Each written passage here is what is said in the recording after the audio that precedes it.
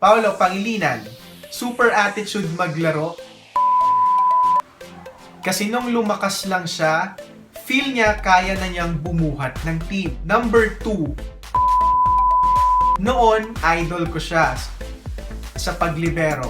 Tapos nung marunong na siyang pumalo, yumabang naman siya. 君の虜になってしまえばきっとこの夏は充実 Hi Paulaholics! Welcome back to my channel. Yay! And for today's vlog, I'm doing the part 2 of Name 6 Puzurubian volleyball players you hate playing against with. Because of the success ng part 1, nagkaroon nga tayo ng part 2. Meron yung iba late po nag-send ng entries nila. Late sila nakapag-message sa akin dahil busy sila sa kanilang mga ginagawa sa buhay. And yung iba naman, medyo nakalimutan ko pala silang i-message. Tapos, nakiusap sila na kung pwede ba silang mag-participate. Kaya naman, syempre, lahat naman welcome dito sa channel ko, di ba? At bago natin simulan tong vlog na to, I'd also like to apologize for all those names who were mentioned during the filming of this vlog. Kung na-offend man kayo dun sa mga nasabi ng ibang players, ako po personally humihingi ng pasensya. Nag-apologize po ako sa inyo kung medyo nasaktan yung damdamin ng ibang tao, kung medyo hindi nyo nagustuhan yung pagkaka-edit ko, at kung hindi nyo nagustuhan yung mga nailabas ko dito sa vlog na to. I sincerely apologize for that. Good news naman para dun sa mga natuwa dun sa vlog, dahil isa to sa videos dito sa channel ko na umalo naman talaga ng mataas na views.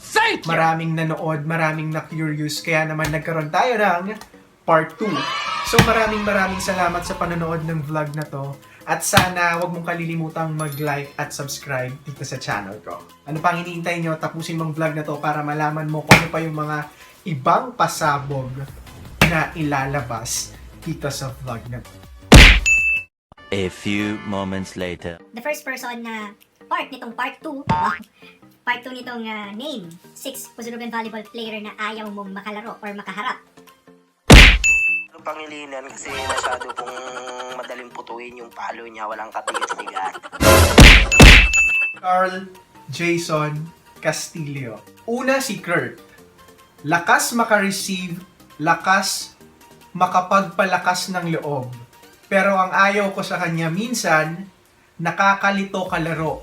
Yung mawawala momentum dahil sungit-sungit niya. Ha ha ha. Ang dami, ang haba nung ha-ha-ha niya. Dalawa si Alan.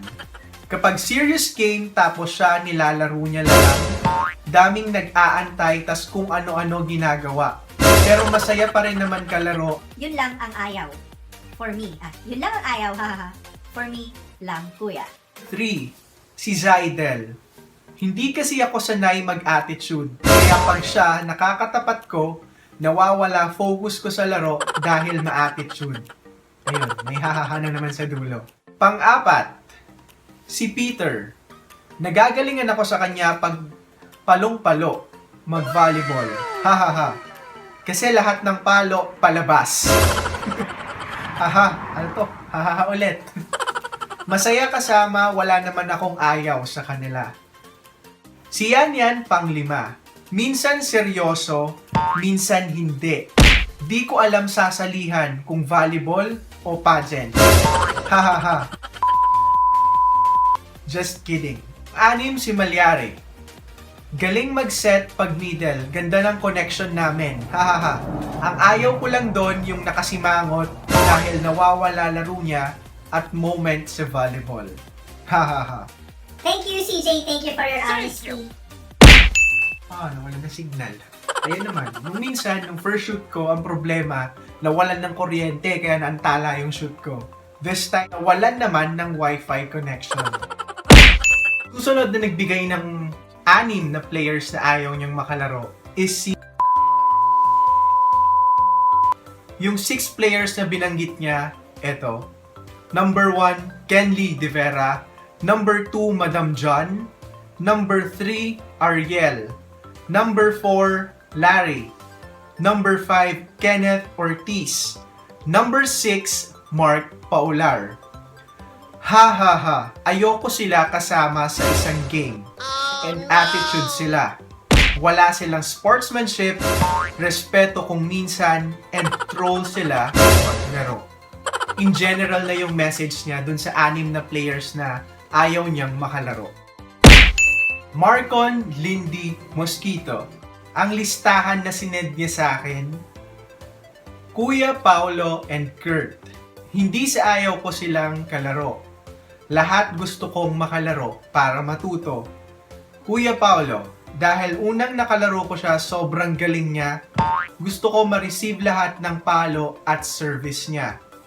Ayaw ko din siya kalaro dahil yun nga, napakagaling niya. Pero humble siya. Si Kurt, unang nakita at nakalaro ko siya, idol ko siya. Dahil kahit maliit siya that time, sobrang galing niya kaya naging idol ko siya. At kahit anong posisyon mo sa loob ng court, pantay-pantay pa rin kayo. Nakikita ko sa kanya si Idol de Jesus ng Ateneo. Kaya mula noon naging motivation ko siya para maglaro pa ng volleyball. So 2 lang yung sinend niyang pangalan. Hindi na daw niya kukumpletuhin yung 6 na players na ayaw niyang makalaro. Melvin Degamo. First on his list is Kurt.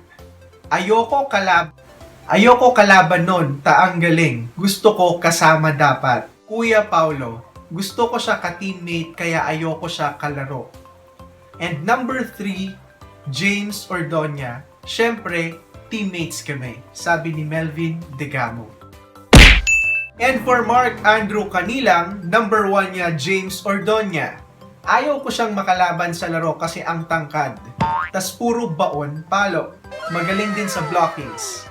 Number 2, Kenley. Ma-attitude siya kalaro. Just kidding.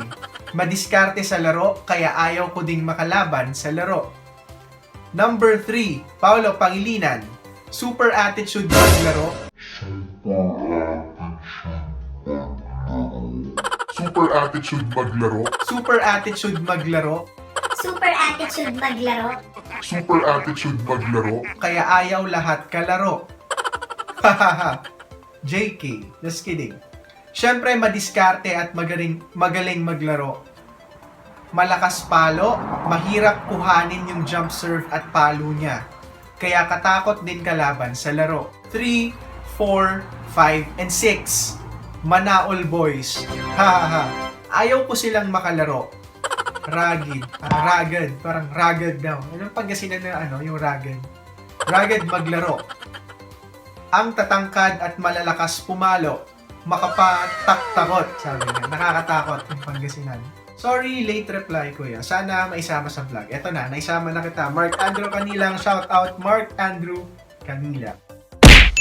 Yan, dito naman, Paoloholics, yung ayaw magpasabi ng pangalan. Pero babanggitin ko lahat ng sinabi nila kasi may basbas naman. Sinabi nila na okay lang sabihin lahat ng words.